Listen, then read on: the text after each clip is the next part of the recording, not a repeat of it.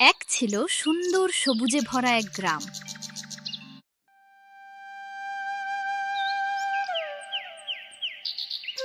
সেই গ্রামে থাকতো একজন দরিদ্র কৃষক।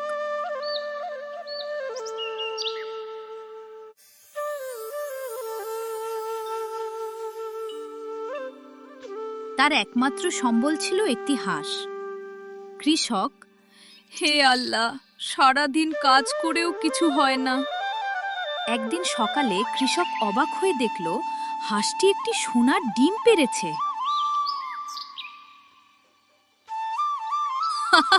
এটা তো সোনা!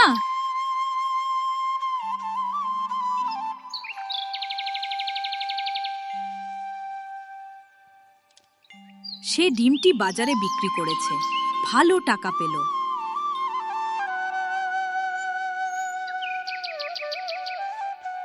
এরপর প্রতিদিন হাঁসটি একটি করে সোনার ডিম দিতে লাগলো। কৃষক ধীরে ধীরে ধনী হয়ে উঠল। কৃষক, প্রতিদিন একটা ডিম দেয়, তাহলে ভেতরে নিশ্চয়ই অনেক সোনা আছে।